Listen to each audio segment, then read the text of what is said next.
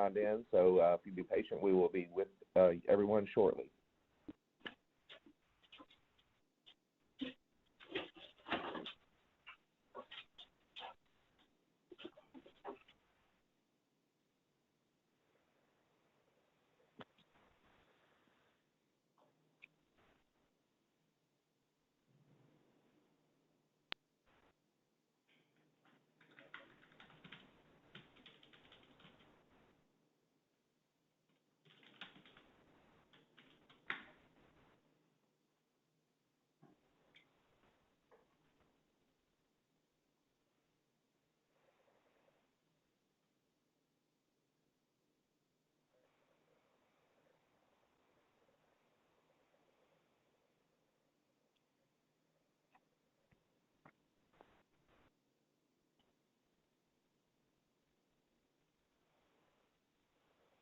Oh, shit.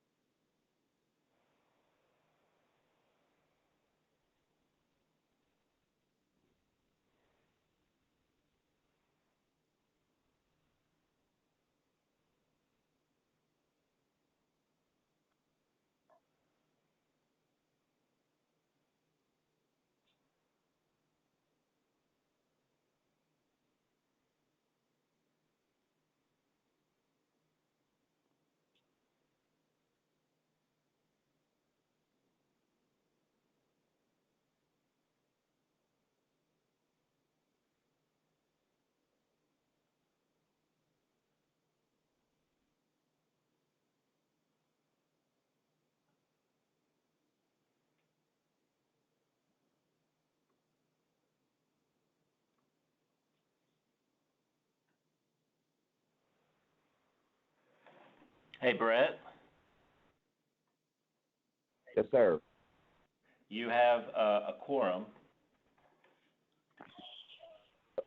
Okay, thank you. I'm waiting for confirmation from one more thing, and so once I can get that, we can get started. It shouldn't be much longer. Thank you.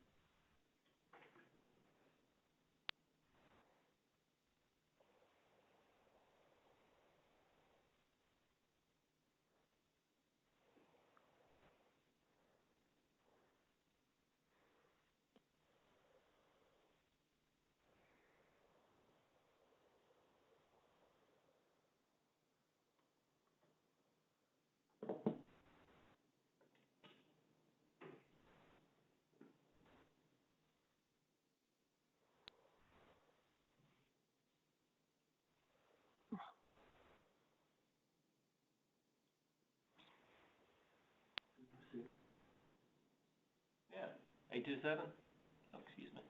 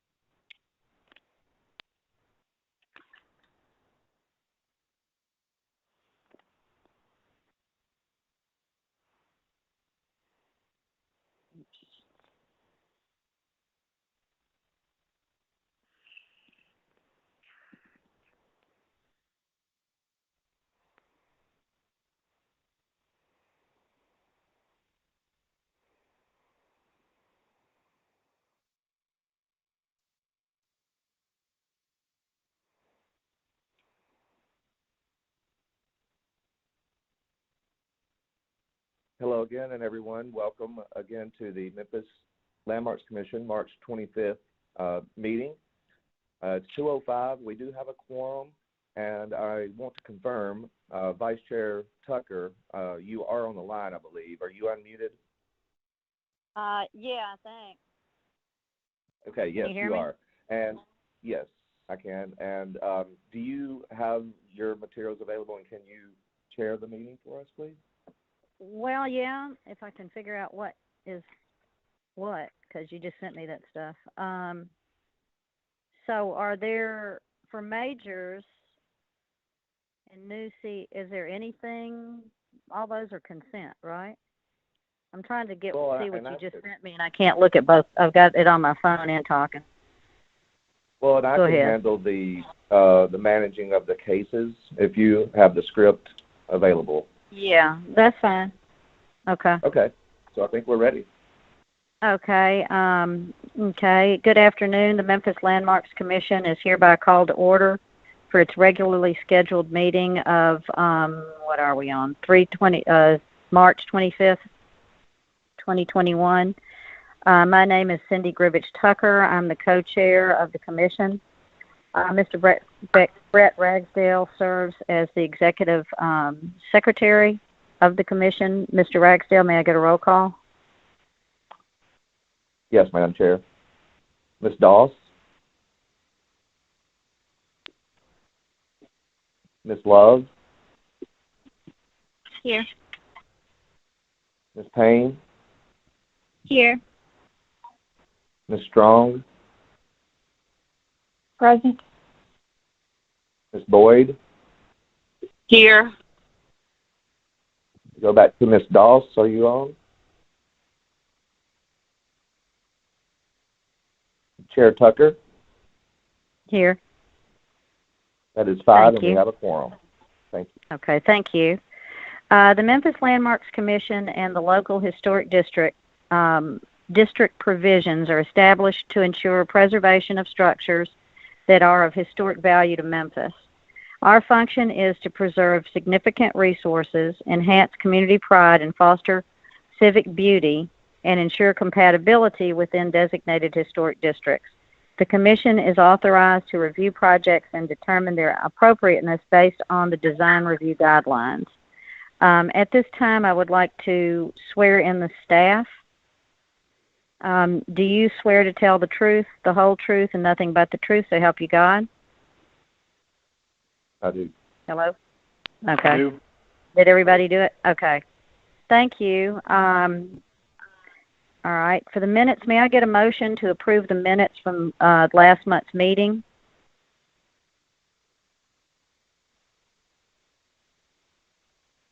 I can't hear anybody. This is Commissioner Love. I make a motion to approve the minutes from last month's meeting. Okay. May I have a second? I second. Commissioner Payne. Okay. All in favor signify by saying aye. Aye. Aye. Aye. Any opposed?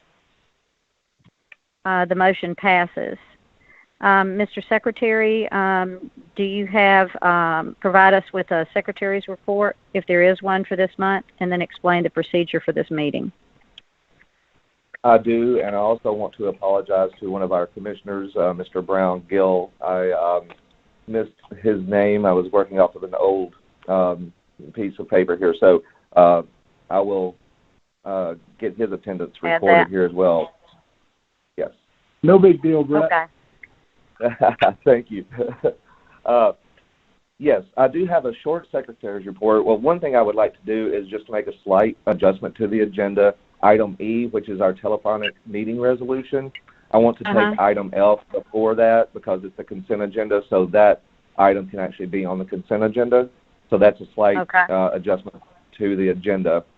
And then I also want to mention in the Secretary's report, there is a hyperlink to a City Council resolution for a fee adjustment for the Memphis Landmarks Commission. So it is available there to review and to see what the new fees are. and essentially just a brief description of what we've kind of had in the past and what this resolution does. The fees have not been adjusted since 2012, and since that time we have had two new historic districts, which are the Cooper Young Historic District and Speedway Terrace.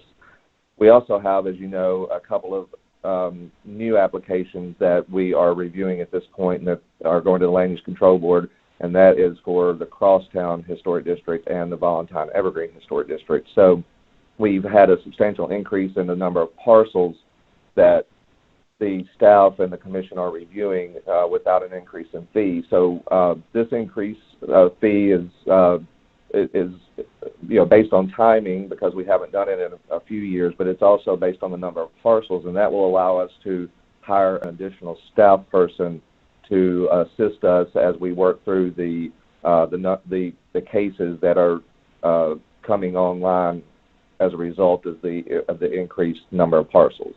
So if there are any questions on that, I'd be happy to answer them, or if you want to shoot me an email, or if anybody has any thoughts, just let me know. Okay, thank you. All right. And so one additional change to the agenda, item number 6, which is the Valentine Evergreen Historic District that I was just mentioning, is being held for 1 month. That was approved last month and sent to the Land Use Control Board.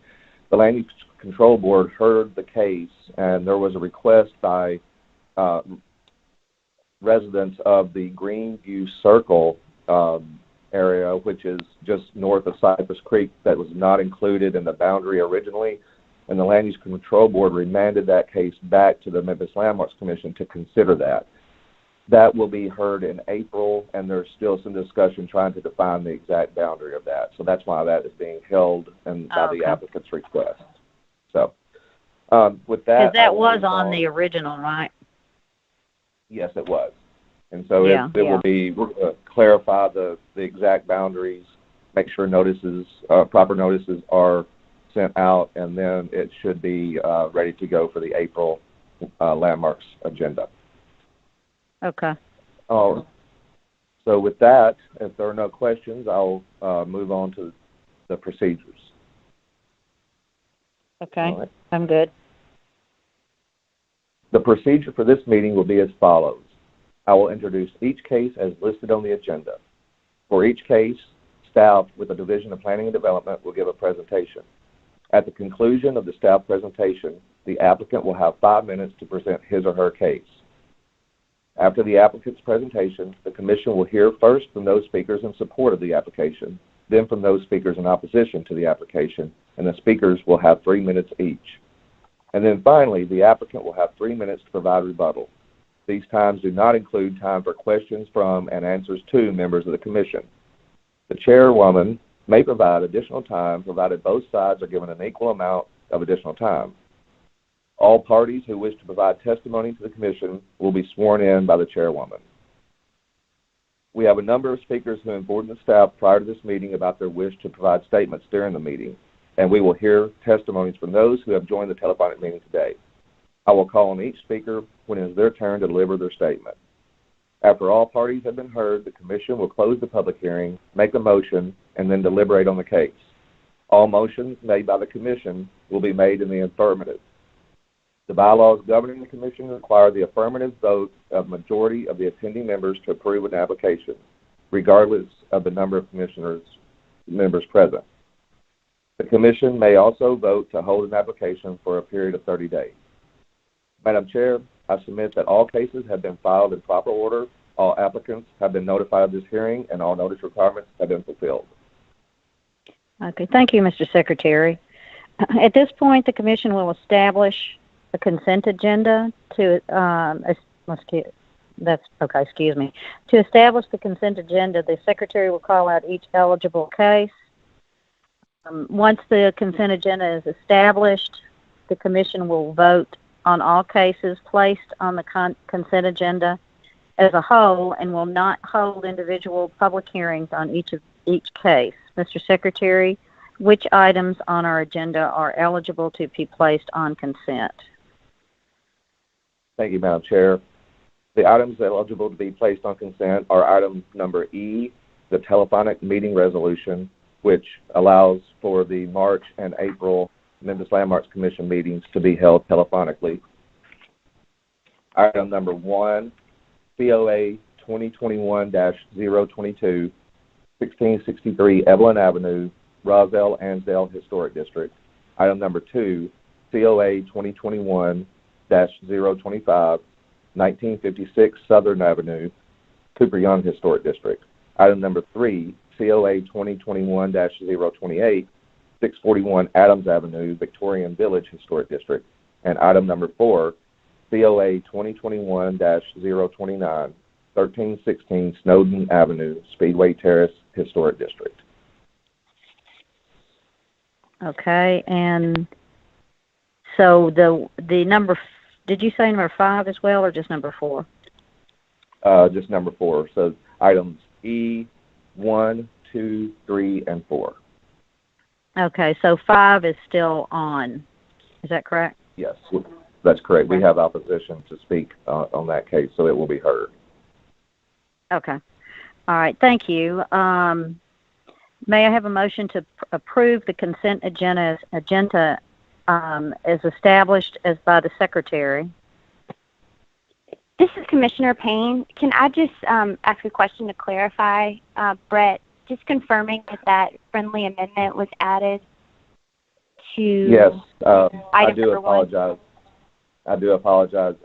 We do have a friendly amendment, and I appreciate that, Ms. Payne. On item number 1, there is a friendly amendment that will be added to that item on the consent agenda, and it is a condition number 5, to read, the gable roof slope will be changed from 10 and 12 to 8 and 12, reducing the overall height approximately 2 feet. Okay, thank you. Thank you. Thank you. Is that good? Are you good with that? Okay. Yes. Then may I have a motion? Pardon me? I'll make the motion to approve the consent agenda. Okay. Could I have a second? Oh, yes. Can I have a second? Can I have a second? Commissioner Love. Okay. Okay. I would like to remind the Commission that by voting on the consent agenda, he or she affirms that he or she has read the staff report and is in full agreement with the conditions. Mr. Secretary, may I get a roll call? Yes, Madam Chair. Ms. Boyd? Yes. Ms. Love? Yes. Ms. Payne? Yes. Mr. Gill? Yes. Ms. Strong? Yes. Chair Tucker? Yes. Motion carries. Okay, thank you. Thank you, Mr. Secretary. At this point, I would like to state that the minor COA applications as listed on the agenda have been reviewed and approved by the Commission. The Commission will now continue with the regular hearing of the major COA applications as listed on the agenda. Mr. Secretary, please call the first case of the regular agenda. Yes, Madam Chair, and I do want to also state, and for everyone that was on the call for either items 1, 2, 3, or 4, those cases have been approved, and so you are not required to stay on the line. You are welcome to, but they are approved as consent. So I just want to make that note. So moving on, our first and only case then today is item number 5. And okay. As you can see on the screen here, and I will be presenting this case. So let's see. Is the applicant present?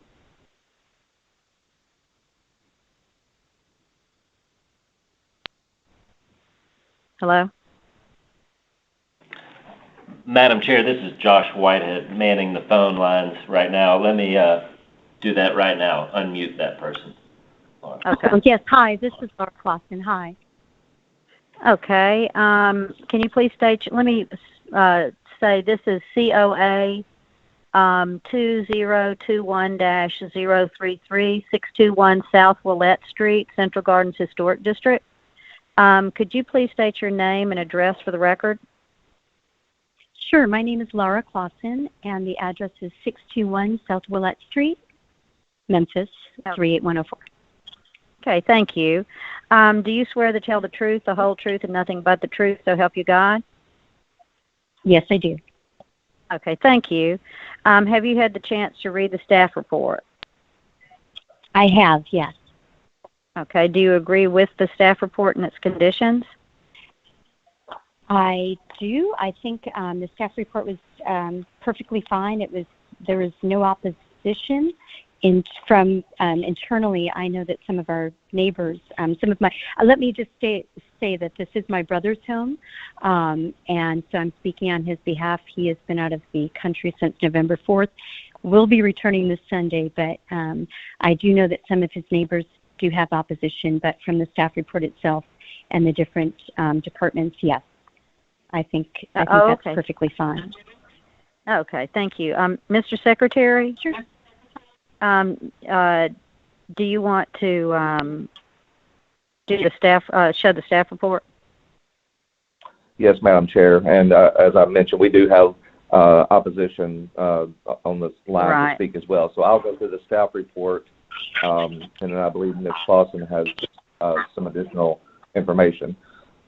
So again, as you mentioned, this is COA 2021-033-621 South Willette Street in the Central Gardens Historic District.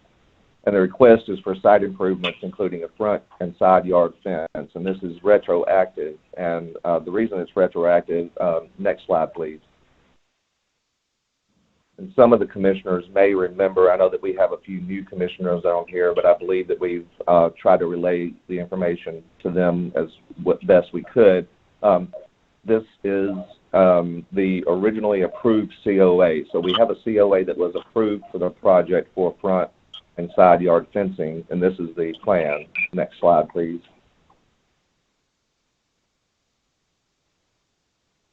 And this is elevations of the fencing.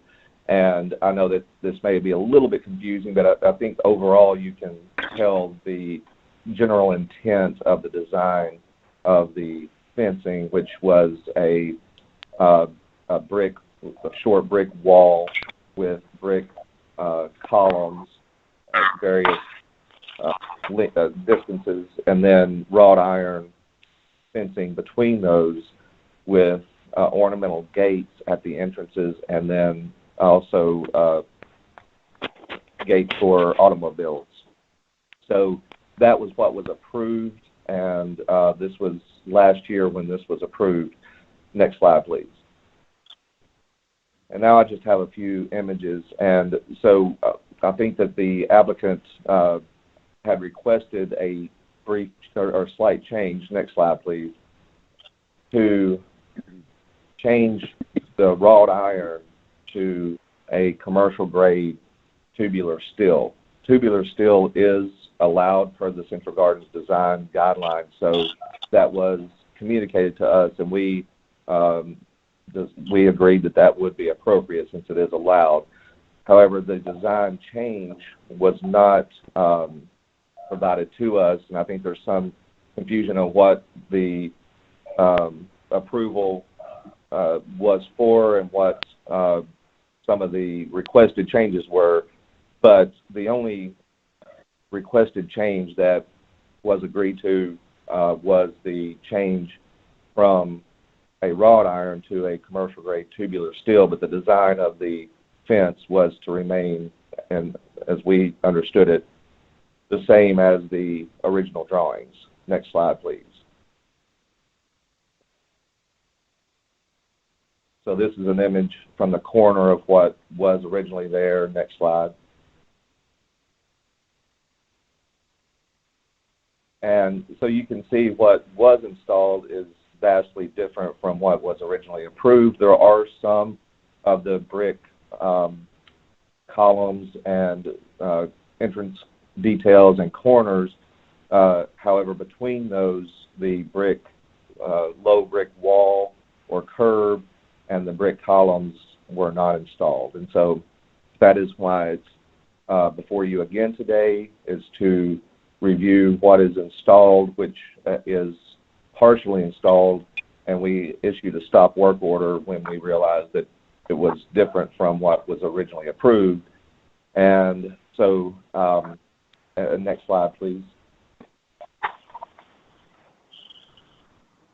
So these are a couple of points in the Central Gardens Design Guidelines regarding front yard fences. And generally speaking, front yard fences are not allowed, and they are not what is typical in the neighborhood. However, for large estate-sized lots, which this would be considered that, sometimes they are appropriate, which is why the commission actually did approve this. But the specific details of it, as you can see, have been modified. The height is one of the issues. Right now, currently as it stands, the steel pickets are 6 feet tall, which the original, it did vary in height, but the original was, it was all lower than the 6 feet. And then the material, of course, you know, as I mentioned, the tubular steel is a material that is listed as appropriate. However, wrought iron was originally proposed, and then the mixture and the brick columns and brick base and the steel pickets were what was originally approved. So as you can see, we made no recommendation, and I know that there was some confusion on this, but basically the way we treat this, and you know, we every now and then have cases that come before us. We often have retroactive, but sometimes we have cases that something has been approved, and that's why it's a retroactive, because it's been changed. And in those cases, basically, staff doesn't have the authority really to try to negotiate and recommend something that is different and of lesser quality than what the commission originally approved. And so that's why we tend not to try to decide on something that we think is less than what was approved and then try to recommend it. It really has to come back to the commission for review and approval. And so with that, I will turn it over to you, and if you have any questions, I'll be happy to answer. Okay. Do any of the commissioners have questions for the staff? This is Commissioner Love. I just wanted clarification from Brett real quick. On the one that was approved, it was basically just changing the wrought iron over to tubular steel with no other design changes. That was the understanding? Yes, that is correct. Okay. Thank you. Okay. Any other commissioners? Just a quick question on the same vein. So they had the option of not putting in those brick columns that were part of the original fence? No, that was never discussed. I think that's what the final outcome has been, but that was not discussed. So they just blatantly disregarded what was approved. Is that correct? Well, yes. I mean, in the end, I'm not sure how it came about. I believe the applicant is going to make a presentation, but sure, it is definitely something that was not conveyed to us, and is, you know, very different from what was approved.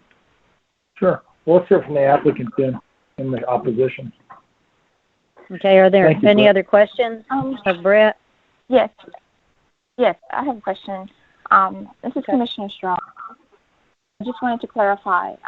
In the staff report was a copy of the letter sent from the Memphis Landmarks Commission, your office. Looks like Mr. Baca signed it. It's page 19 of the staff report. And it was dated for March 4th, 2020 last year. And it says, Mr. Clausen, The Memphis Landmarks Commission on Thursday, February 27, 2020, approved your application, MLC 20-009, for a COA for property located in Central Gardens Historic District at 621 South Lett Street for site improvements to install new brick columns with wrought iron and metal fencing to include 2 pedestrian and 2 vehicular gates and 1 private drive, rear parking, and a new side yard, courtyard area as illustrated on the site and architectural plans in accordance with the Central Gardens Historic District guidelines, design guidelines. And it says, I'm skipping a paragraph. Well, basically, the next paragraph says, all exterior construction work shall be in accordance with the Central Gardens Historic District design guidelines, subject to Memphis Landmarks design review or approved by the Landmarks Commission. The contractor shall submit a copy of the COA to the Memphis and Shelby County Office of Construction Code Enforcement to obtain a building permit. Be advised, this COA expires in 1 year if a permit has not been issued by the Office of Construction Code Enforcement. If you have any objections, please be aware you have 60 days to discuss alternatives with staff or file an appeal to the Memphis Landmarks Commission. Finally, if you need to make any changes or deviations to the plans during the course of construction, or if you have any questions, please call us at 901-636-6619. Thanking you for your cooperation.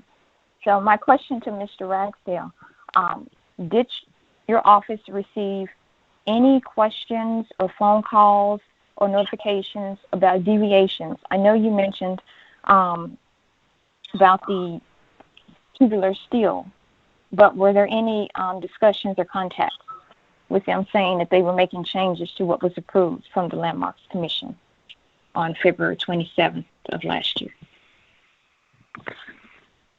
Yes, good question. And I do want to clarify, there was one discussion on site, I believe it was in June or July, with their designer, which is what the drawings that you see represent as well.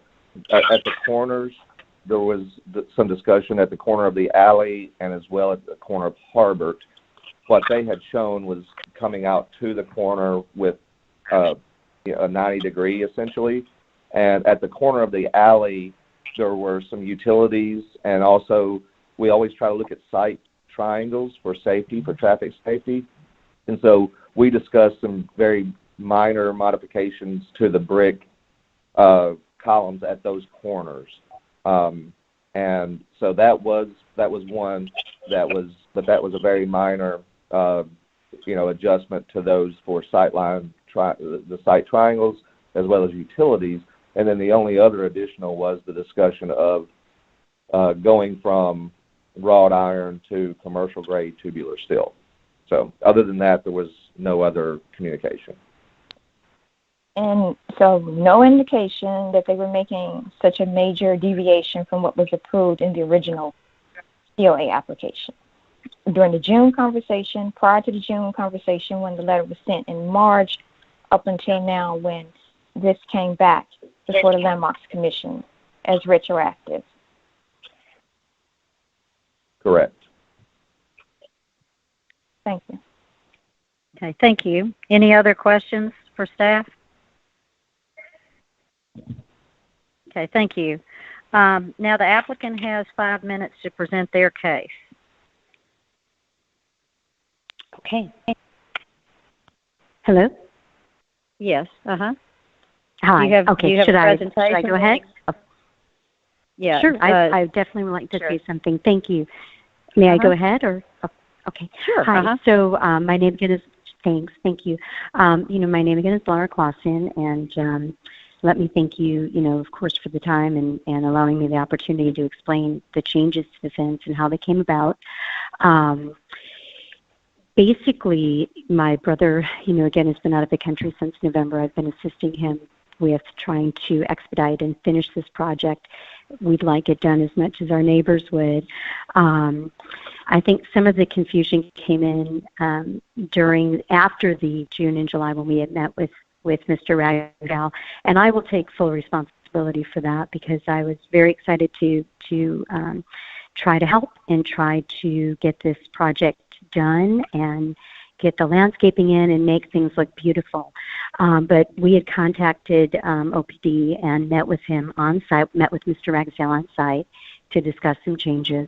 Many different things were going on personally as well. Of course, we're in the thick of COVID. My nephew's education, we had decided to send them abroad. They're 10 years old and for schooling, and difficulty even in obtaining construction labor and things of that nature. There was just a lot going on. And we were having the yard, my brother had engaged a company to fully grade and install drainage in the yard. So, which is not a inexpensive, undertaking.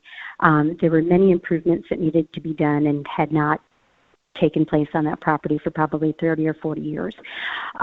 So after we had met with Mr. Ragsdale, and we had talked about curving the brick versus keeping it at the different entranceways. And as we were receiving bids, they were astronomical. I personally received bids in the one that the least expensive one was $145,000 to add the columns every 10 feet. And at that point in time, nothing had taken place except the grading was in process. And, we had talked about the possibility of just keeping the corners and met with our designer again and had him come up with some drawings. And again, there was a lot going on personally. We were shipping my little nephews off to school and packing, and life was just happening. And as we were going on and started to get more serious about it, I did engage another company, find another company, receive some bids, and start to talk to them about putting up just the brick on the corners and at the walkway. And we did have drawings. I reached out to a steel pre-manufactured fencing company. The wrought iron company that we were looking to have them make it initially was backed up. I think we would still be waiting. At least another year. And he is actually working on our gates, our pedestrian gates, and nothing's deviated there. But in the interest of moving ahead and trying to get things going, I reached out to Mr. Ragsdale. I asked him if we needed to do anything in terms of fencing. Do we need to obtain any permission if we were changing fencing? He was great. He said, no, I think that's fine. Go ahead. We had the brickwork done. We had the fencing installed. And I was not aware that there was a problem until he reached out to me. And he contacted me at basically saying, where are the brick piers and knee walls? They had not been constructed. And at that point in time, I realized the drawing that I was operating off of with our designer, which eliminated the brick posts every 10 feet, was not the drawing that was on file. And I hate to blame COVID or make excuses using COVID, because that seems to be, a very typical thing to do. However, I think things in retrospect being what they were, had they not been that case, I would have physically been in the office, physically known that there was a problem before we ever proceeded. I was operating off of the assumption that the drawing that you had on was our August drawing, not I think it was a late June drawing that Mr. Ragsdale referenced. So I, very respectfully, I would like to, of course, apologize. That is not in any way, shape, or form did I want to be in this position today, that, in front of your committee, having any sort of an issue on the property. And, we would really like to, of course, apologize, and also see what is necessary and how we go about taking the appropriate steps to make the changes necessary in allowing us to move forward on the project. I think we stopped, so it's not even at the point the limestone caps are not on, the finials are not on. It will be quite beautiful when the landscaping is done. It is basically just kind of a shell at this point. And, we would love to proceed forward and make it gorgeous and do the landscaping and,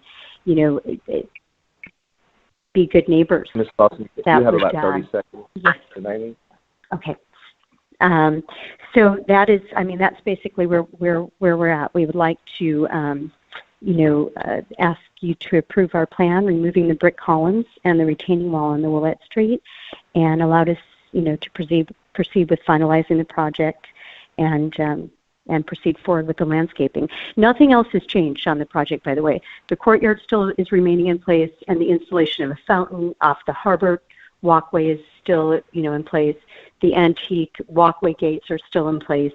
Basically, the change that we made is not installing brick columns every 10 feet, and having done so is saving us like over $100,000. So it was quite a significant,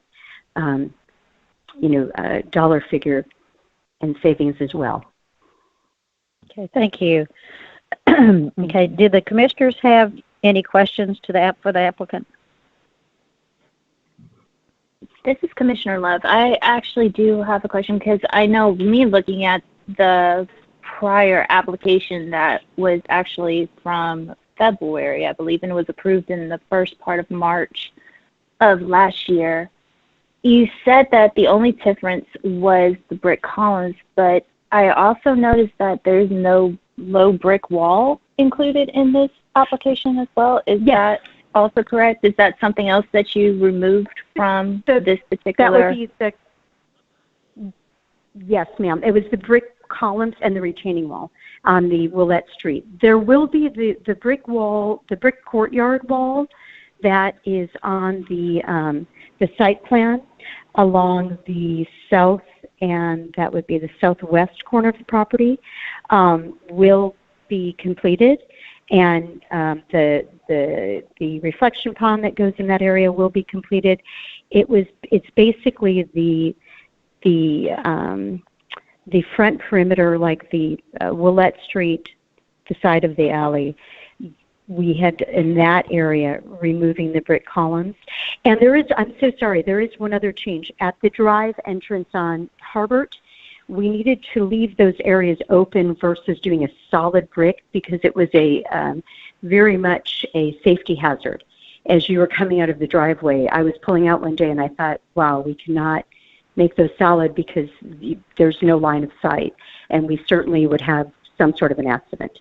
So we needed to leave those areas open and install the fencing to match the rest so that we have line of sight and no one gets hurt. And I did mention that to Mr. Ragsdale in one of the emails and correspondence.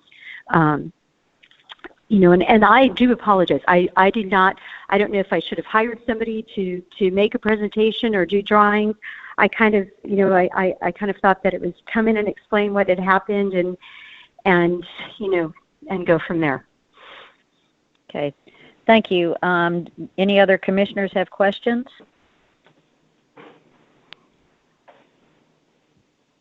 Okay. I have one more question, actually. Okay, sure. Along with the design that was presented previously, I noticed that there was a variety of heights that were provided, and it seems that your solution that you're now providing us with is a consistent 6-foot high fencing that goes all the way around versus the ones that were incorporated into your previous design. Basically, every single one of them was underneath that particular height. And you stated that that was something that was supposed to be more cost effective for you all, and I'm kind of confused with that because I know some of these we're seeing it going to 5 feet, 4 feet, or smaller lengths and everything like that. So how did that decision get made? Actually, there is a 1-foot variance from the south side of the property at the alleyway on Willette to the north side to the corner of Harbert and Willette.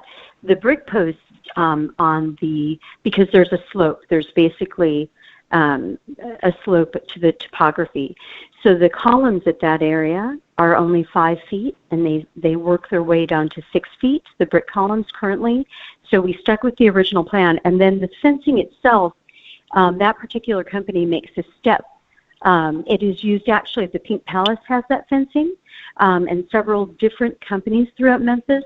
And that fencing steps with the lay of the land. So we did keep the variance with the, we went with the approved height, but we kept the variance, staggering it, staying with the topography of the land. So basically, if you were standing across the street, the thought pattern was that you would have a seamless, it would seem, concurrent.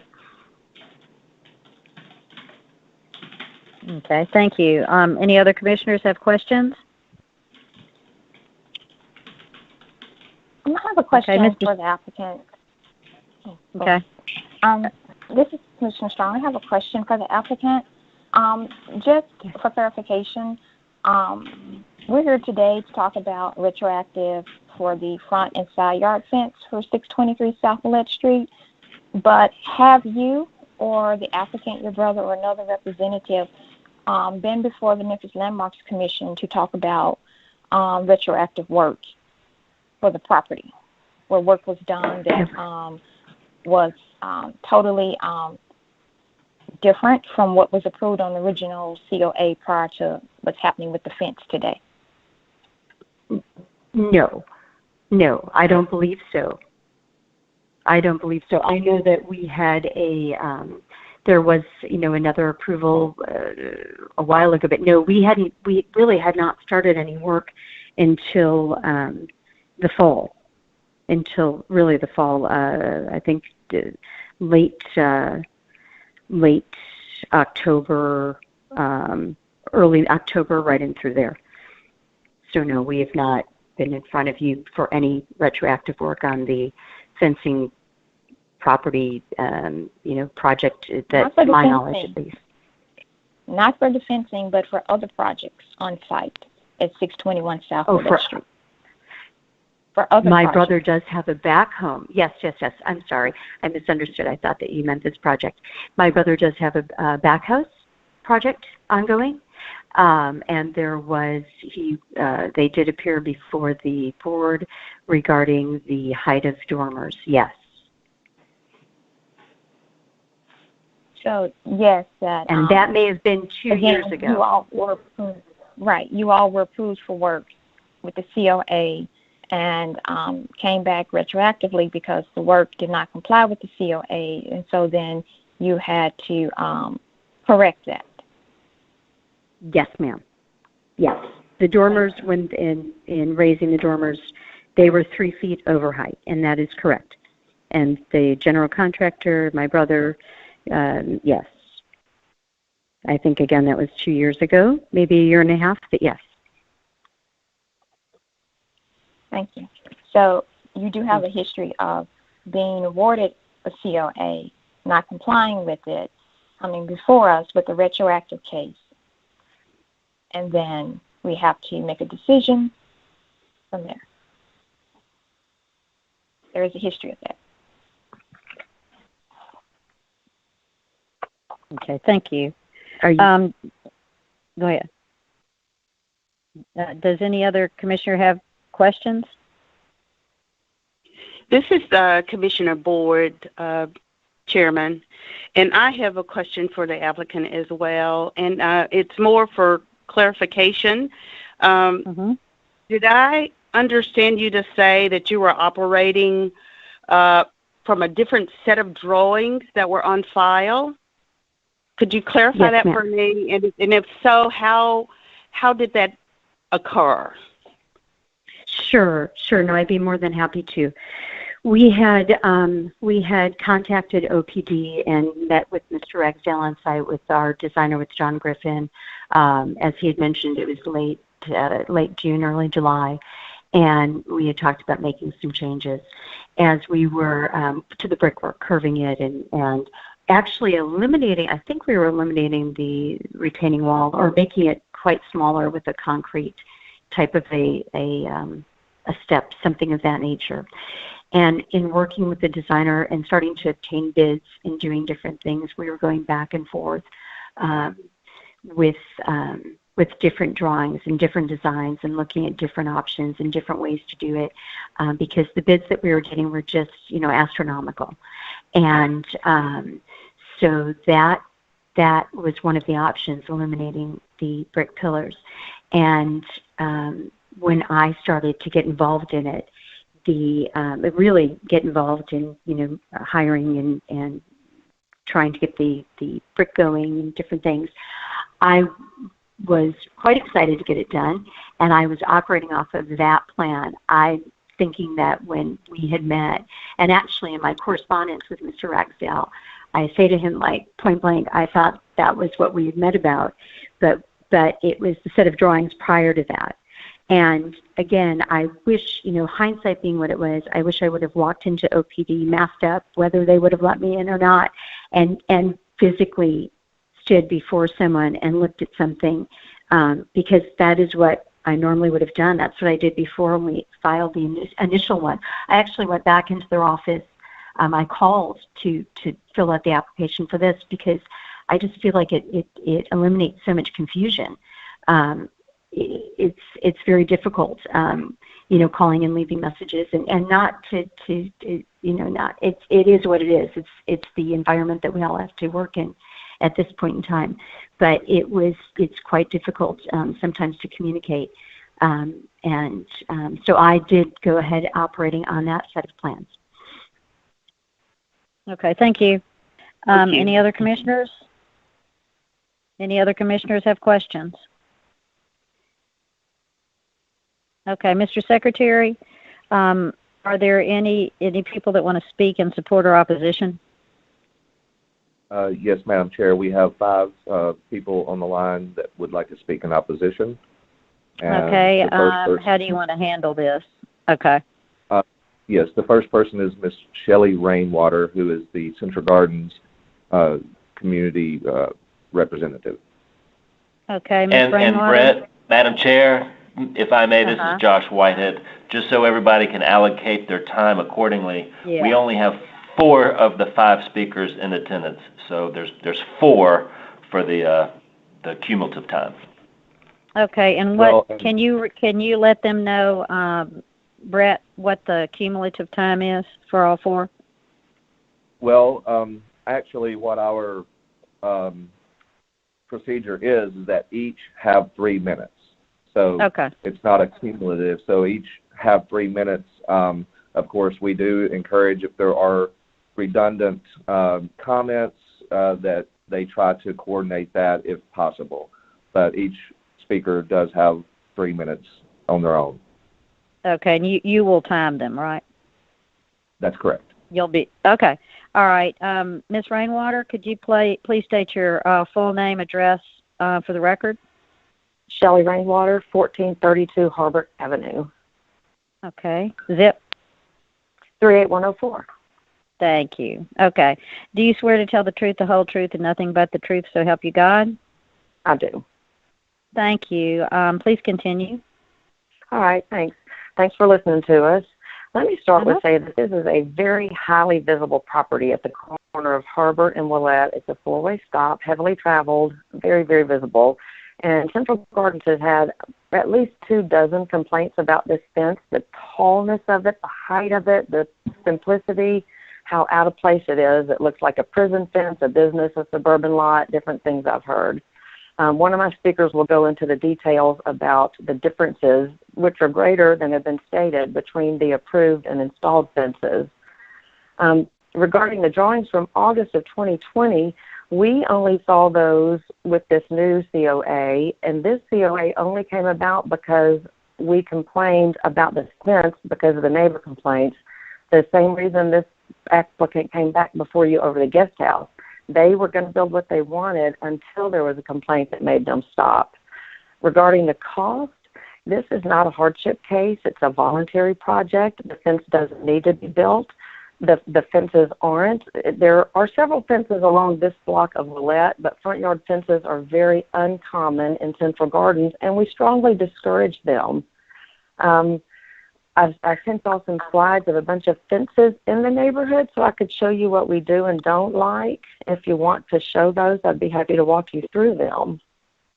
But this fence is totally different from what was drawn, which just shows a total lack of respect for Central Gardens guidelines, for the Landmark Commission, for the time that we all put into getting this done. If you look at these fences, the first one is a 4-foot tall fence at the corner of Willette and Peabody, just down the street. The brick fence on the right is straight across the street from this house. It is not taller than 48 inches. Does have an iron fence behind those bushes that is the same height. Just show the next one, please.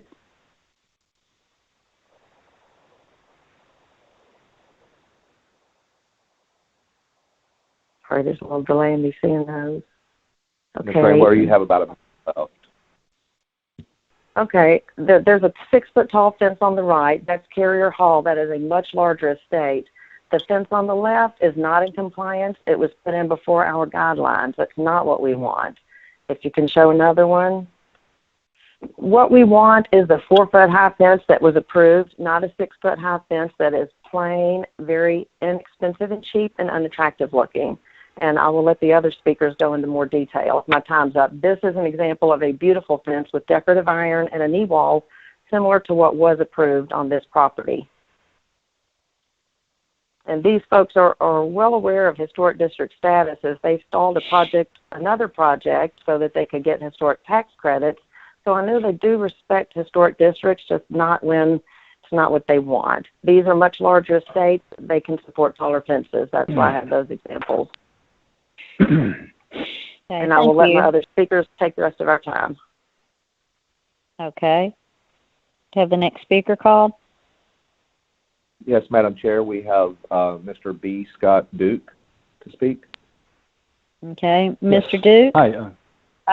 Yes, ma'am. State your name and address.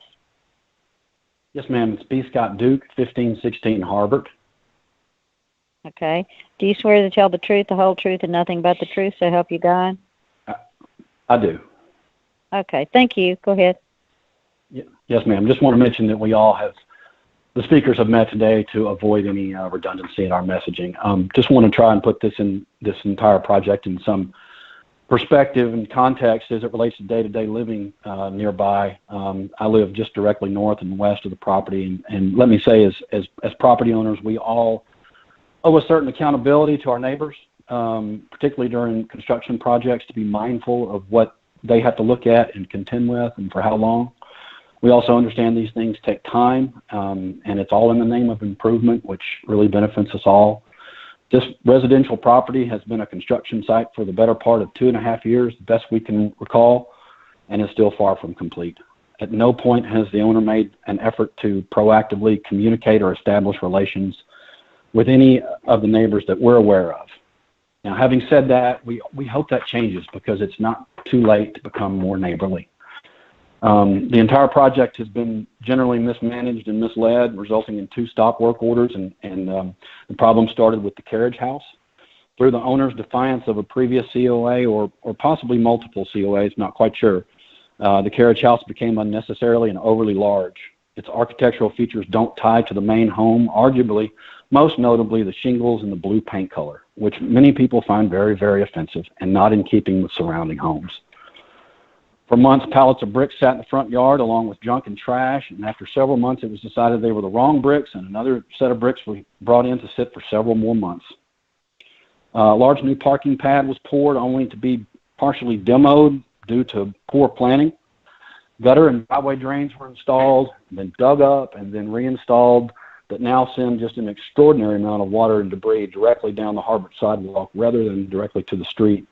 And that water travels across neighboring sidewalks in a neighborhood where sidewalks are a key feature and the responsibility of neighbors to maintain. In our eyes, this project has been one unthoughtful, self-centered decision after another. Worth mentioning in light of the owners applying for this retroactive COA, no effort was made to attend or have a representative at the Landmarks Design Review meeting earlier this month, which was wisely put into place to help owners work through issues with neighborhood guidelines and other shortcomings. Last thing I want to mention is that this project is taking up a lot of people's time. It's taking time from our commissioners, Secretary Ragsdale's staff, concerned tax-paying neighbors, and all of us are here again today. It continues to occupy taxpayer resources, and we hope our commissioners will help us properly move this project forward by first opposing the COA and require the owner install what he proposed over a year ago. And that concludes my comments. Thanks to the Commission for its time here today. Okay, thank you. Could you call the next speaker? Yes, Madam Chair. Let me see. And I'll do after the fourth one. I'll do the questions from the commissioners. They can ask at the very end. Yes. So we have Mr. Cogan is on the line. Okay. Could you please state your name and address for the record? Mr. Cogan?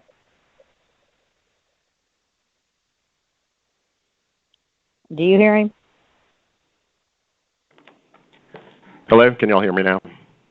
Yeah, is this Mr. Cogan? Okay. Yes, it is. Sorry about that. Okay, that's okay. State your name and address, please.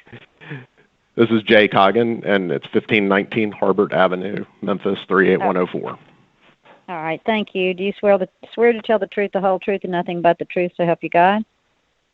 I do. Okay, thank you. Go ahead. Thank you, and I appreciate y'all giving me a little bit of time to talk with you today. My family and I live 2 houses west of 621 South Willette, and we basically look out of our bedroom window every morning and see the giant blue guest house that I understand now was built outside of approval by the commission, and we walk our dog down the street and see the giant, prison style fence that's been put up, and just wonder, I've actually spent some time wondering, how did this type of thing get approved by the commission, and now, I realize that it hasn't been. So, in addition to what, my other neighbors have already expressed today, my concern really is the precedent that this will set if the commission approves this retroactively. As some of the commissioners pointed out in their questioning, this neighbor has a history of disregarding the commission's decisions and then coming back and presenting to the commission something that's completely different than what was presented in the first place. So I think that if you allow the homeowner to yet again flaunt your process and do something that's wholly different from what you approved again, and then retroactively seek forgiveness again, then it makes me question what the point of having a COA process is at all. And my concern really is what comes next if you approve this. Is there any reason at this point to think that this homeowner is going to respect the neighborhood guidelines or the decisions of the commission on future projects? Or do I have to look forward to the erection of more non-approved eyesores on this property in the future? And unfortunately, my guess is that it's the latter. So the other thing that I am concerned about with this is, how can the commission tell other homeowners in Central Gardens that they have to follow guidelines when 621 South Willette is granted exceptions over and over for its massive, beach house looking guest house and this, prison style fence that they've erected? I think if you set this precedent, then the message to other homeowners will be, do whatever you want and just seek the 621 South Willette exception. So, I don't want to over-dramatize this. I'm still going to love the neighborhood, whether you approve the fence or not, but I think that I'll actually love it a little bit less every time I have to walk past that fence knowing that it was in disregard of what the decision of the commission was and disregard for the rules of the neighborhood. So, for those reasons, I'd ask the commission to just please require the homeowner to erect the fence that was approved, or not have a fence altogether. If cost is the problem, then just don't have a fence, as many other yards in Central Gardens don't. And I know this is outside of the commission scope, but I'd also ask the homeowner's representative who's at the meeting to please consider painting that guest house a more neutral color to kind of de-emphasize their previous disregard of the commission's approval process. Okay, thank you. I believe there's one more representative. And actually, the other caller has joined us as well. So Mr. Steve Redding is on the line. So after Mr. Redding, we have the fifth and final. Okay. Mr. Redding, are you on? Yes, I am. Could you state your name and address, please? Steve Redding, 1554 Harbert Avenue, 38104. Okay, thank you. Do you swear to tell the truth, the whole truth, and nothing but the truth, so help you God? Yes, I do. Okay, thank you. You can continue. My wife and I live diagonally across from 621 South Willette, and this fence is visible from virtually every part of our property, both inside and outside. I just want to go through today the differences between what was originally approved by Landmarks Commission back in February of 2020 and what has actually been built. Wrought iron fencing was proposed and approved, and what has been built is mostly tubular steel, as we've already heard today. All other fencing along this block of South Willette is wrought iron. The current fence along South Willette is about 6 feet high, versus what was proposed and approved height of no greater than 4 feet. And there are some pieces of tubular steel fencing that are adjacent to the brick columns that reach a height of 8 feet 10 inches. I don't know their purpose or if they're to be trimmed or anything like that, but they're about 8 feet 10 at present. The brick columns are 5 foot 7 inches versus the originally proposed and approved 4 foot columns. And there was an original 3 foot 3 inch wall beside the proposed gate on South Willette that was to remain, but it was removed and replaced with the 5 foot 7 inch columns and the curved brickwork. The new columns along South Willette were to match the existing columns along Harbert. They did not match those columns. Brickwork along Harbert includes the low brick wall, but such a wall was not built along the South Willette side. And the new brick color does not match the original fence on Harbert or the house. And finally, the architectural drawings show attractive curved wrought iron pickets with nice ornamentation. However, those that were constructed are straight and unadorned, at least at this point. This is, in fact, a commercial fence. Fundamentally, we see two very different fences from our property, one along South Willette and another along Harbert. They are strikingly dissimilar. Two architects with extensive experience with historic homes have been involved with this fence, as well as the carriage house and a Mr. Redding, you have like 20 seconds remaining. Okay, and a prefab-looking front balcony. Each has produced good, historically accurate plans. However, those plans have somehow been translated into something entirely different and entirely unacceptable. Normally, also I might add, a good architect gets good cost estimates before commencing construction. And for these reasons, we think it should be denied. Either the new fence this fence should be removed and replaced with one that conforms and has been approved by Landmarks, or there should be no fence at all. So I thank you for your time. Okay, thank you. And the last presenter? Yes, Miss Rebecca Tuttle. Okay, is she on? Yes, I am. Can you hear me? Okay. Yeah, can you state your name and address, please? Yes, ma'am. My name is Rebecca Tuttle. I live at 1435 Harbert Avenue, Memphis 38104. Okay. Do you swear to tell the truth, the whole truth, and nothing but the truth, so help you God? I do. Okay, thank you. You can continue, please. My husband and I have lived in Central Gardens for many years. He grew up in Central Gardens at the corner of Carr and Willette, and we have lived in Central Gardens since we married in 1982. We are very concerned that Central Gardens be maintained in a manner that is appropriate, and hope that the Landmarks Commission will uphold the guidelines. And we do appreciate all of the efforts that you take and the time that you spend and the time that the Central Gardens committee members spend in trying to maintain the neighborhood.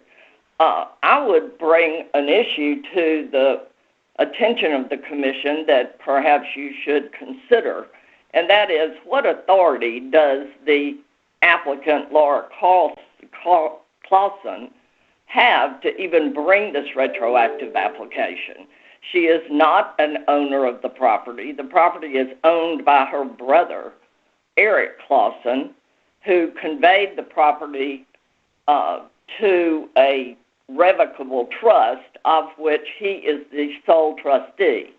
Ms. Clausen may live at the property at the consent of Mr. Clausen, but she has no authority to bring this application and has pointed to no authority. She signed the application and incorrectly stated that she is the owner of the property. She has pointed to no ownership interest and has no authority, I would submit. I would submit that the application should be denied on that basis. However, she also brings up the issue of cost, and the cost has driven the changes to this unacceptable prison-like unnecessary fence. But one would ask, if you went through the extensive process to get very, very detailed drawings done by an architect for a very involved, very complex, obviously expensive project that was presented to the Commission in February of 2020, was there no cost estimate given prior to that? Now they claim surprise that very complicated, very detailed, very lovely. Ms. Tuttle, you have about 30 seconds remaining. If it had been come to fruition, it would have been very lovely. We would ask that you either require what was approved to go in or take out the unattractive, unconforming fence and do nothing at all. Thank you very much. Okay, thank you. Okay, does any of the commissioners have questions for any of the speakers? Or any kind of questions, and then a speaker can answer. One of the speakers can answer for it.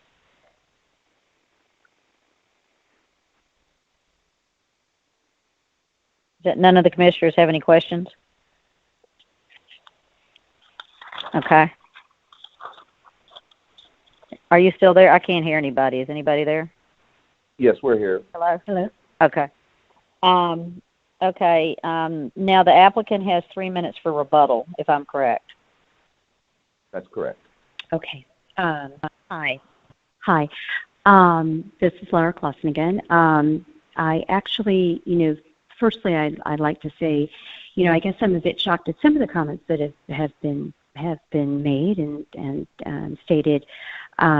Certainly everyone wants to be a good neighbor, and we have reached out to many neighbors. I actually met with the neighbor directly south of the property earlier today. They've been quite understanding, and they're actually the ones that are probably most affected by it. But some of the points raised, the paint color is a personal decision. It's my brother's decision. I'm not really quite sure what bearing that would have to do with fencing. Our height, the height of the fence and the height of the column, they were approved. The height was approved.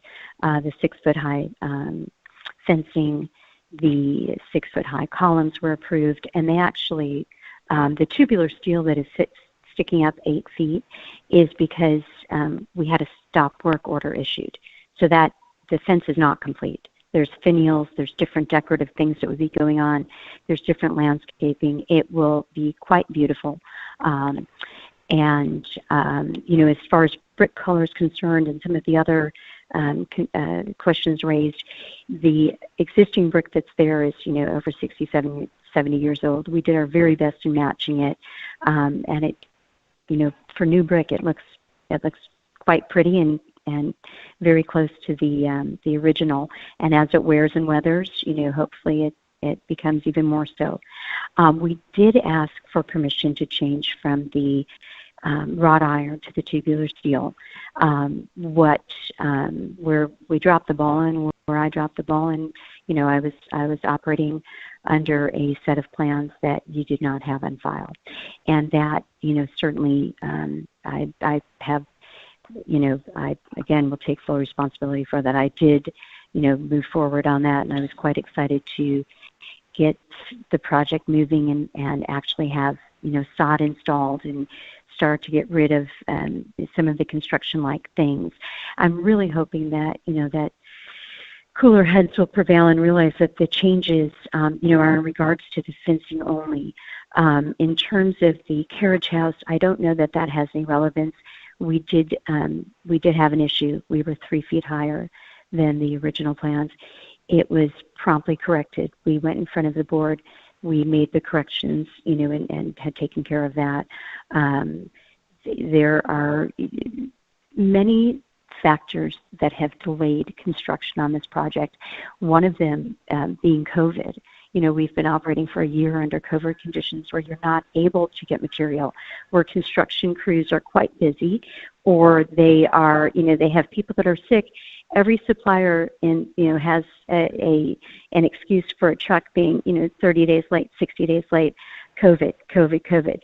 So when I tell you sincerely, we would like to have all of this done, probably more than any of our neighbors. I'm not exaggerating in that. But respectfully, I would like to ask that we are able to continue with the project, that we, are allowed to make changes and get the property looking beautiful, get the project finished. And we'd love to reach out to our neighbors and meet them. And if we have not done so already, I've heard from several neighbors. I have many people that are walking by that say, "Wow, it looks gorgeous," and I get thumbs up, and people stop and they talk. And about 20 seconds remaining. Okay, thank you, and really thank you for your time. Thank you for allowing us to to explain what happened and how this all took place. And I certainly appreciate it. And all of your time and attention this afternoon. Okay, thank you. Okay, now I'll close the public hearing portion of this case so that the commissioners can further discuss. Okay, is this where I take a motion, Brett? Yes, and I don't know if you want to see if any of the commissioners have any additional questions for the applicant. But okay. Does anyone have any additional questions for this applicant? Then we can proceed to a motion. I have a question for the applicant, Ms. Clausen. Yes, I have a question for the applicant, Ms. Clausen. Yes. With the site drawings that were presented last year and approved by the Memphis Landmarks Commission, with the different architects and considering the previous project with the guest house, when you had those site drawings and everything completed, you did receive estimates on the cost of the project, correct? We did not. We had we started to really receive estimates in earnest. I would say approximately May of 2020, last May, last April. We had a few different companies, but I think there were 3 different companies in total. We ended up going with Trey Construction, who was one of them, who was also doing the grading and drainage on the property as well. And we received that bid probably June or July. And we did reach out to... Go on. I'm sorry. No, I apologize. You can go on. Right ahead. Yeah, you go on. I actually don't know what I was going to say. I'm so sorry. I lost my train of thought. Oh, you're saying you reached out. Mm-hmm. Oh, when we reached out, you see the estimates. We reached out. Sorry, we reached out to Mr. Ragsdale. Actually, the Office of OPD and Mr. Ragsdale came out on site, and as he had mentioned, it was June or July. I thought it was later than that, but it was at some point in time. We had bricks on site, and we had we were talking about curving the brick and doing some other changes at that point in time. And we were going to utilize a smaller independent bricksman, and it was a bit of an overwhelming project for him. And so we started to look at other options at that point in time. Thank you. Okay. Any other commissioners have questions? The applicant?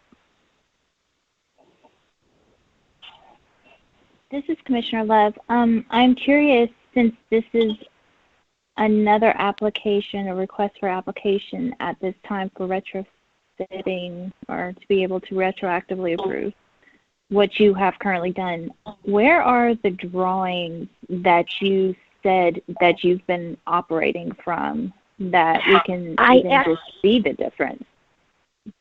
Sure. I believe OPD does have a copy of them. I had sent them to Mr. Ragsdale. Bear with me, I can pull up the, I attached the last, on July 8th. February 8th, 2021. Oh, wait. Let's see. I have to pull up my email. I'm sorry.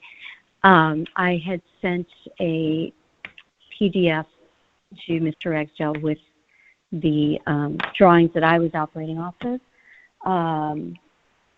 that show a concrete curb, like a 6-inch concrete curb that the fence would have sat on top of. I'm just looking for that right now. I'm sorry. I'm trying to find the exact date that I sent it to him. And Madam Chair, may I answer as well? Hello? Madam Chair, may I comment on that? Sure. Yeah, so Ms. Clausen, it was February the 10th. You sent the drawings, and that's when we were compiling the application. However, the drawings, they did show, and they were in the original application that was posted online with a note stating that the brick columns were no longer there, and that, but in fact, what we, discovered, obviously, is that the drawings that were submitted were also different than what was installed because there was no brick and concrete knee wall, and there was much more ornamentation to the fencing. And so in order to not confuse things, we had photographs of what was done. And so that obviously, I don't want to say obviously, but in our estimation, that was actually what the application was, much more so than drawings at that point. And that's why the photographs are really what is representing the request, because that is, in fact, what was installed. Correct. Actually, correct. I'm looking at our correspondence on the 23rd. We went back and forth a few times, and I was saying that these are the drawings that I assumed were on file when I initially contacted you about removing the concrete curb and switching to pre-manufactured steel fence. I go on to say that I'm so sorry. I wish I had been more clear in my initial email. And I'm like, please let me know if there's anything I need, i.e. a new drawing showing no curb or continuous fencing. I can ask John Griffin to assist. So, and you were correct. You said that you didn't. You said that you didn't think I needed a new drawing, or something. And basically, at that point in time, I came to the office and I met with the gentleman Lucas in your office and filled out the application. But I did not have new drawings made. You are correct. I was working off of that drawing, which showed the continuous run. Okay, so let me just be clear.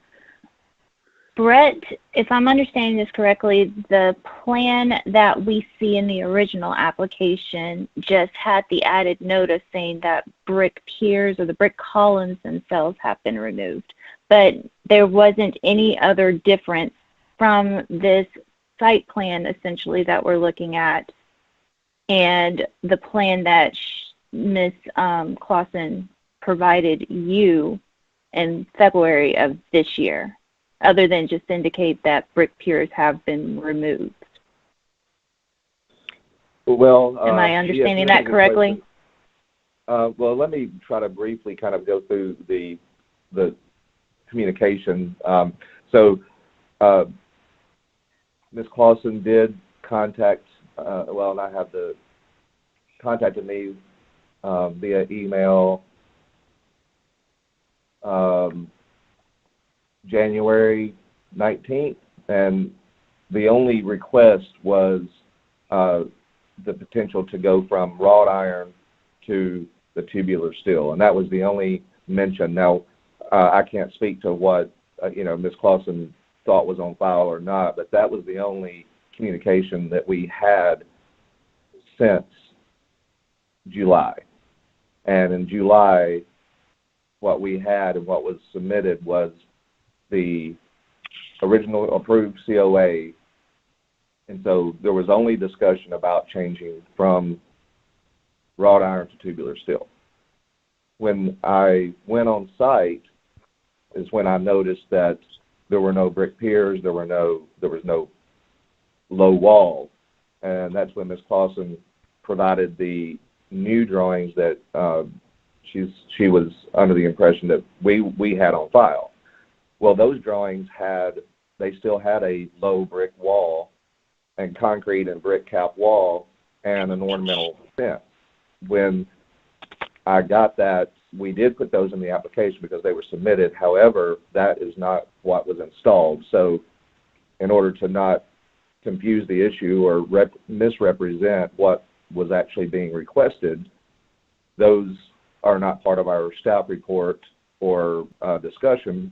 What is part of the staff report and discussion is what was installed, which is no brick piers, no low wall, and the 6-foot-high tubular steel fence, if that helps. Does that clear things up a little? Yes, basically the site plan that you provided was still misleading. I got it. May I just say something? The site plan that I provided to Mr. Ragsdale shows a 6-inch concrete curb with a layer of brick running horizontally on top of it, and that would have been to actually secure the wrought iron into. There was not a brick wall. It would have been a decorative feature to have the brick, and I found out since then from the wrought iron fence installer that would have been a very bad idea. But it was to the concrete curb, let's just call it like a 6-inch concrete curb, would have been there. And on that drawing, it shows basically a post every, I think it's every 8 to 10 feet, and which would step the fence. So we didn't have a need for a concrete curb, so to speak, underneath a pre-manufactured steel tubular fence, because the every 10 feet they have the posts. It's a different composition, it's a different installation, and it was able to be installed without that. So that is the drawing that yes, that is the drawing that I was operating off of, but I was operating off of that drawing that shows no brick wall.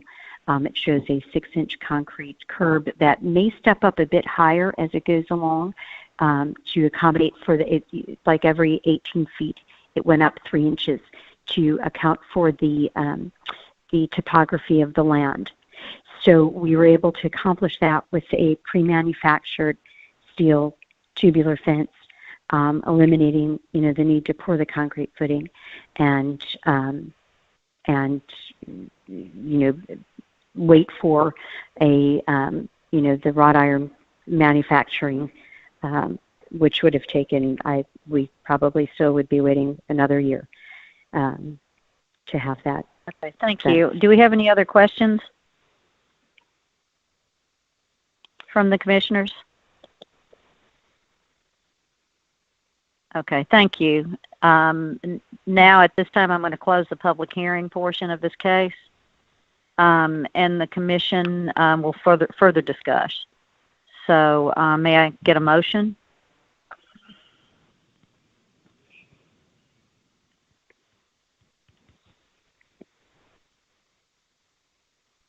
I make a motion to close the public discussion and let the discussion of the commissioners proceed.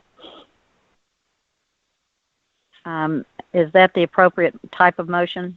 Can anybody? I believe you can make a motion to approve for discussion purposes. It has to be made in the affirmative, so it's not necessarily stating that you are voting to approve, but just making a motion to approve in order to move it to discussion. Okay, does she need to read? I'll restate that. I'll restate that. I make a motion to approve so that we can proceed on with discussions. Does that work? Yes. Is there affirmative? Is there a second? Excuse me. I second. This is Commissioner Payne. Okay. All right. Now we can start the discussion, correct? Yes. This is Brown Gill. I can't. First, this is a voluntary decision to remove this fence. All I hear is excuses from this applicant why they couldn't do what they agreed to do in March or February of 2020. I as an applicant have had many plans approved, and I follow those plans exactly as they're approved. And so I have no sympathy for this applicant, and I'll be voting no moving forward on this for this particular case. And I support the neighborhood's opinion about this particular app. Okay. Other discussion? This is Commissioner Boyd, and I do remember when the original application was, or the presentation was made, and I was really impressed with the drawings, the ornamental, the decor of the fence, and meeting the guidelines of Cooper Young. I was really, really impressed, and I was so looking forward to the enhancements to the property and to Cooper Young. I would say that I know we're not supposed to interject our feelings here, but I'm really disappointed that those plans weren't carried through as the submission of the application. Thank you. Thank you. Other discussions from the commissioners? This is Commissioner Strong, and no, go ahead. Go ahead. Follow up with what Commissioner Boyd just got through saying. This was I remember this case back in February of last year, and the drawings or what was submitted were impressive for considering, again, it seems sort of like deja vu way where it's going on and on about how it should be or what's presented from the applicant. And I just wish or I hope going forward it's the last deja vu with this property and the applicant. Thank you. Thank you. Any other commissioners? This is Commissioner Love, and I'm in the same mindset as Commissioner Gill was. I don't hold a lot of water to the fact that the applicant has stated that she was not aware or couldn't keep up with the application. We've seen many of the versions that was submitted already stating that this particular application or design of it had been revised. I see everything in evidence stating that the procedure of how to get this properly approved through the Landmarks Commission, through the design review of Central Gardens, is well known. So as to, as Commissioner Gill said, the excuses of why certain things couldn't be done, I don't hold a lot of weight with those words. I do believe that had the proper procedure been done to be able to come back should a design need to be changed, it would have been a lot more favorable toward the applicant because you're following along with the procedure. So on that note, I am inclined not to approve this retroactive application. Okay. Any other discussion?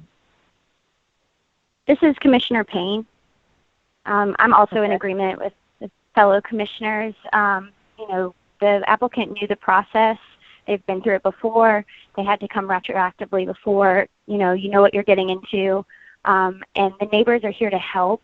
The Central Gardens Neighborhood Association has a really robust volunteer committee that works directly with homeowners to make sure stuff like this doesn't happen.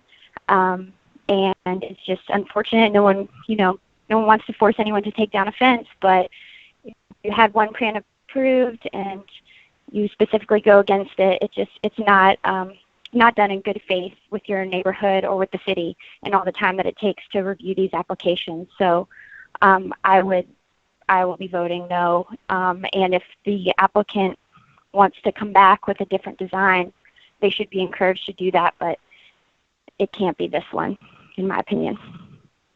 Okay, thank you. Okay, is that all the discussion? Okay. At this point, I would ask for someone to make a motion, update the motion. And Madam Chair, just to remind you that I believe the motion we have stands. It's a motion to approve because all motions are made in the affirmative. Okay. Just to clarify, the applicant has applied for what has been installed, and so that is what is being requested. So we have a motion to approve that, and the motion has to be made in the affirmative. So a yes vote would be to vote for what has been installed and submitted to you. A no vote would be to reject that. And with the rejection, of course, that will trigger the applicant having to substantially change their application in order to bring that back, and we would work with them to try to figure out what that would be. Okay, so now we just need a roll call. Yes, Madam Chair. Okay. Could we have a roll call? Thank you. Yes. Ms. Love? No. Ms. Boyd? No. Mr. Gill? No. Ms. Payne? No.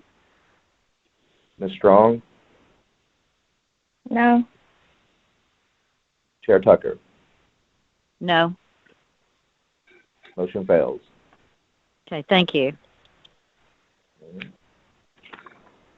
And Madam Chair, with that, we have, as I mentioned, item number 6 is held. And for Ms. Clausen, we will be in touch regarding what the next steps will be, and we will work through those and see when we can bring this back to the commission with some resolution. Item 6 I mentioned is held, but I did just want to give a brief update. There is, as I mentioned, there's one street that they want to potentially add into the district, and then there are a few more properties that we're waiting to get clarification on, and once we get that, it will be back before you, and that should happen at the April meeting. Okay, thank you. So do we have new business? We do, Madam Chair, and we have election of officers, and I will just kind of briefly state our bylaws do have a provision that we elect new officers every other year, and our 2 officers are the chair and the vice chair. And we want to offer our appreciation to Chair Cox and you, Vice Chair Tucker, for actually extending that well beyond the 2 years. It's typically every other August. However, we, due to some other circumstances, COVID is one of those, but we have not had those elections, and they did not occur in August. So we decided to try to get that underway so that now we have a full slate of commissioners that are going to be here for a few years. And so with that, Chair Cox, who was not able to be here with us today, worked with a couple of others to identify proposed officers, a slate of proposed officers to be voted on today.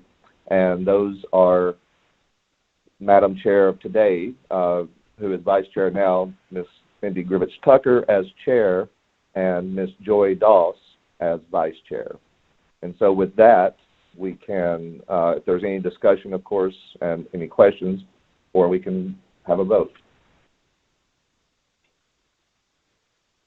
Okay, is there any discussion? Okay, and then I call for a vote, which is awkward. Well, thank you for stepping in and doing this today, and we really appreciate it. And we look forward. Well, let me get the vote first. Hold on, let me do it. Ms. Boyd. Maybe. Yes. Ms. Love. Yes. Mr. Gill. Yes. Ms. Payne. Yes. Ms. Strong. Yes. All right, and Chair Tucker. Well, yeah. I guess so. Motion carries. So, again, thank you for your previous and prior service, and we look forward to your future and assisting us as we work through all these. And you did a great job today, and we all appreciate it for sure. So, well, I punted a little bit, but that's okay. You did great. Oh, thank you. Okay, so all that's left is next meeting. Go ahead. Yes, our next meeting is Thursday, April the 29th, and that's all. Okay. Can I call for adjourn? Motion to adjourn?